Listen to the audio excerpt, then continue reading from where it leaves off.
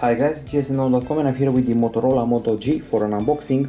This product was launched in November and it's seen as a cheaper Moto X.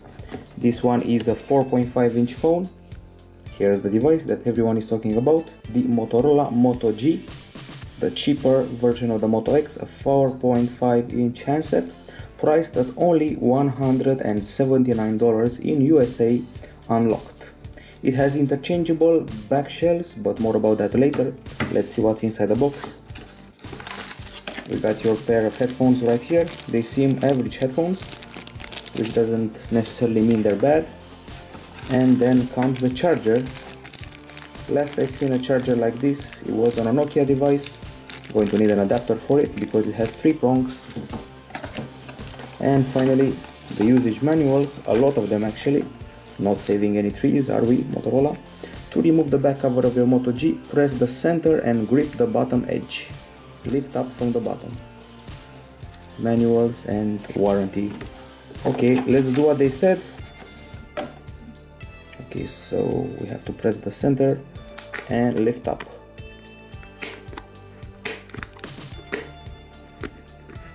It's not for the faint of heart, that's for sure, and I also turned on the device by mistake while doing it. Here we go, finally removed. This is where you can insert your micro SIM. The battery is not removable and there's no micro SD card slot. So as I said, I turned on the device, the setup begins. We don't want Australian here. Okay, skip anyway, accept and continue, no, not now. And here we are. Maybe increase the brightness a little bit. Okay, here we go. This is the Motorola Moto G and it measures 11.6 millimeters in thickness, which is very thick by today's standards. We have phones that are trying to go below 6 millimeters and this one is 11.6 millimeters.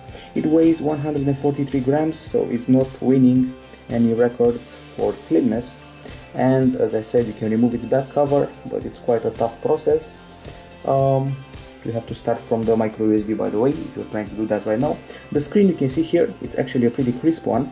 So we're dealing with a 4.5-inch IPS LCD, 720p resolution, and there's also Gorilla Glass protection, if I'm not mistaken, Gorilla Glass 3 protection. And we also get 8 or 16 gigabytes of internal storage, 1 gig of RAM, no micro SD.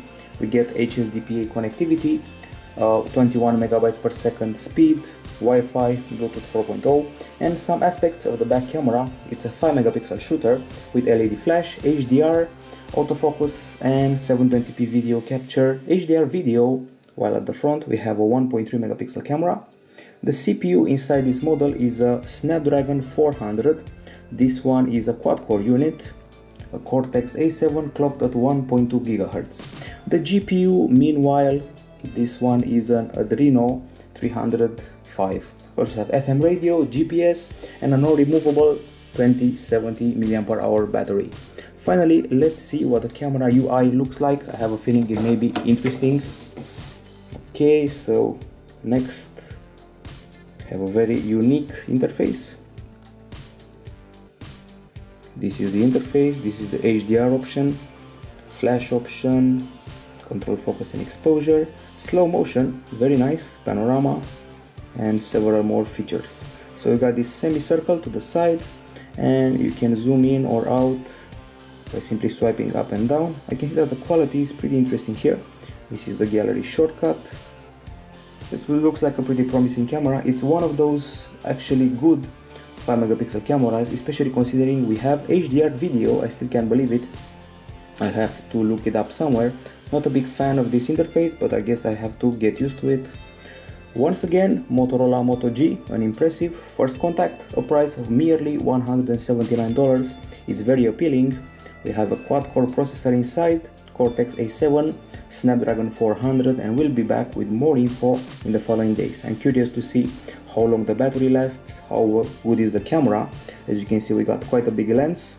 How good is the speaker, also reasonably big, and how nice is Android 4.3 on this model. Moto G, unboxed at jsnknown.com. We'll be back ASAP with a full review. Bye bye.